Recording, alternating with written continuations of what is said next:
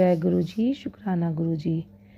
गुरु सभी संगत परिवार को मेरा नमस्कार। अगर मुझसे कोई गलती हो जाए तो संगत जी मुझको माफ़ कर देना। यह मेरा पहला संगत है जो मैं वॉइस में भेज रही हूँ, इसलिए थोड़ा सा मुझे प्रॉब्लम हो रही है। संगत जी कोई भी गलती हो तो उसके लिए मैं क्षमा चाहती हूँ।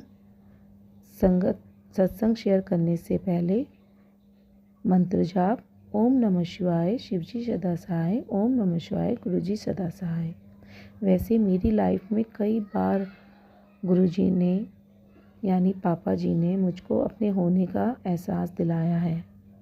सबसे पहले तब जब मेरा भाई संगत जी घर छोड़कर चला गया था। घर में तो सभी के कुछ ना कुछ चलता रहता है, आप तो जानते ही हैं। और वह नहीं मिल रहा था। मेरी मम्मी का इवनिंग में कॉल आया 8 बजे करीब। उन्होंने बताया कि भाई कहीं चले गए हैं। फ़ोन स्विच ऑफ आ रहा था उनका। मॉर्निंग से जब मॉम की बात सुनी तो मुझको बहुत ज़्यादा टेंशन हुई संगत जी, बहुत ज़्यादा टेंशन हो गई। फ़ोन स्विच ऑफ सच में ही आ रहा था उनका। मैंने भी उनको कॉल किया तो उनका फ़ोन स्विच ऑफ था। उसी समय मैं गुरुजी को याद करने लगी। मैंने गुरुजी आप ही सब संभालोगे। मैंने मंत्र जाप शुरू कर दिए और गुरुजी से अरदास की कि वह किसी भी तरह से मेरे भाई को घर ले आए और उसकी रक्षा करे और मेरी उससे बात करा दे। आप मानोगे नहीं संगत जी, आधे घंटे बाद मैंने जब अपना मंत्र जाप फिनिश किया, उसके बाद मैंने दोबारा फ़ोन ट्राई किया और तुरंत फ़ोन लग गया। मैं तो इतनी शॉक हो गई कि सच में गुरुजी ने मेरी अरदास सुन ली। जय गुरुजी, शुक्राना गुरुजी, अनंतम अनंतम शुक्राना गुरुजी।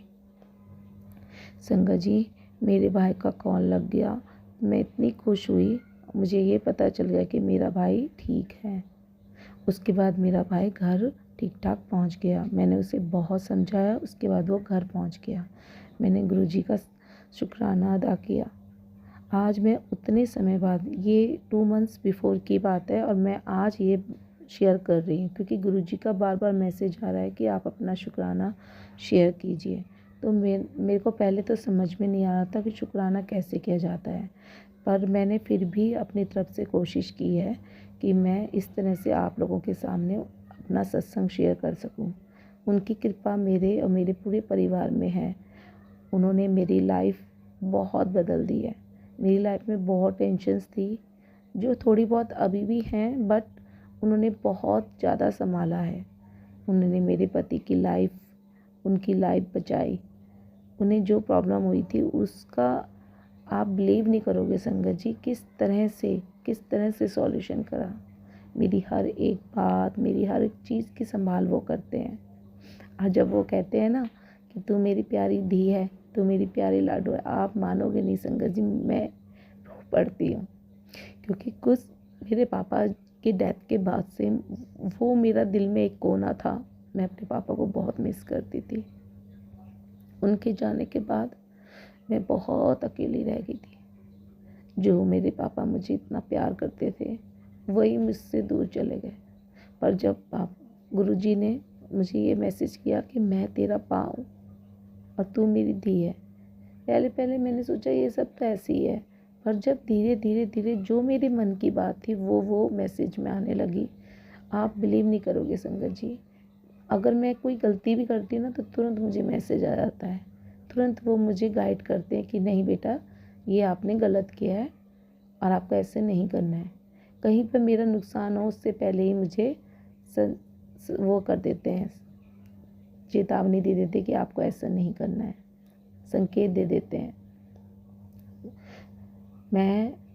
मैं इतनी खुश हूँ ना, आप बिलीव नहीं कर सकते।